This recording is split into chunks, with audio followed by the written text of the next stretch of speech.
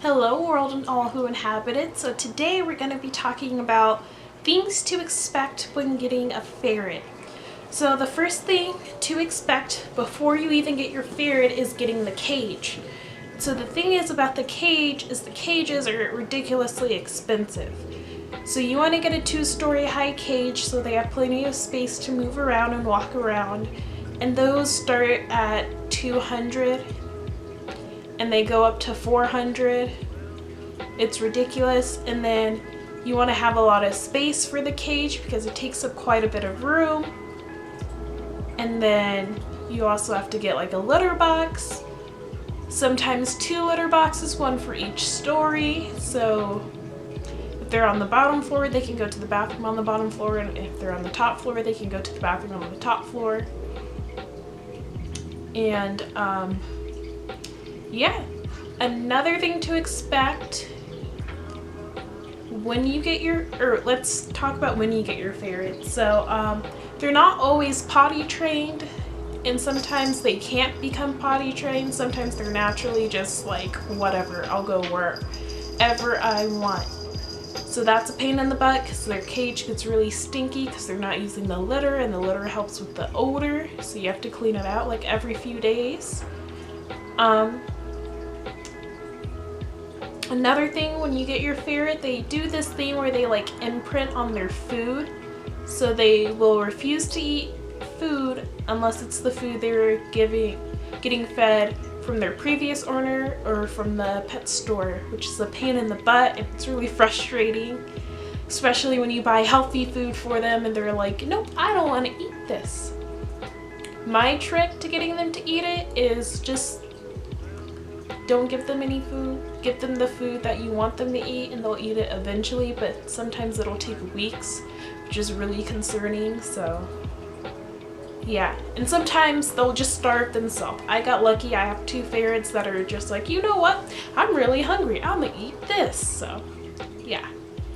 Another thing to be aware of is that they get into everything. Like if you let them roam around downstairs, like in the kitchen area, there's like usually like parts where the dishwasher is, where there's like a hole at the very bottom and it's teeny tiny, but it's big enough for them to slip in and be like against the wall, and they can move around and be underneath the cabinet, so when you open the cabinet you don't see them because they're underneath it.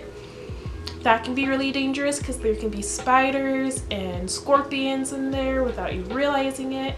Your ferret could get hurt very easily. Another thing about ferrets is, unlike most exotic pets like lizards, you actually have to take them to the vet about twice a year just to make sure they're okay. Another thing about ferrets is they can get your cold. So if you're sneezing and coughing around your ferret, they can get that cold, but it's more serious on them. It can kill them. So you have to be careful about that. Another thing to consider when getting a ferret is that they need 4 hours of playtime. So yeah, you have to let them out for about 4 hours a day. And now it doesn't have to be 4 hours back to back. It could be 1 hour and then you put them away, and then 2 hours and then you put them away, and then 1 hour and then you put them away. That's totally fine, as long as they get 4 hours. Another thing is that they chew on everything. My ferrets love plastic. I'm lucky that they only like plastic.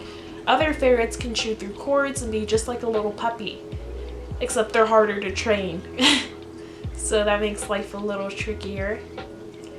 Another thing is you can buy them cute little collars and they'll figure out how to slip out of it, like Opal.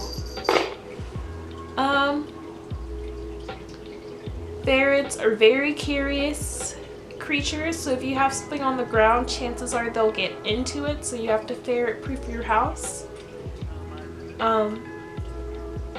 Another thing to consider is you're not supposed to bathe them often. If you bathe them too often, it'll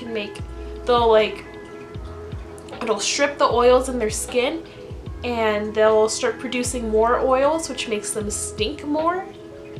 Yeah, which sucks. And so I recommend giving them a bath like once every 2 months, maybe even less than that. I do mine once every 4 months.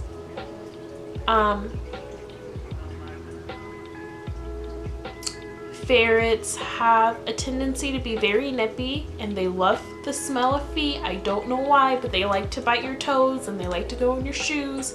So you have to be careful about that. When I was first looking into ferrets, one of the things I learned is that a way to kill them is to step on them without realizing it. So you have to be careful where you walk, so you could step on them and kill them on accident, and we don't want that. And yeah, those are some things to expect when getting a ferret. There's obviously so much more to expect. This is just some of the basics and stuff that came off the top of my head. I recommend doing more research just so you get all of the information possible before you go out and purchase a ferret, because there's way more tips and tricks than just what I've said. So yeah, that's what to expect before getting a ferret. I hope you enjoyed this video, and I hope I see you in the next one. Have a nice day. Bye!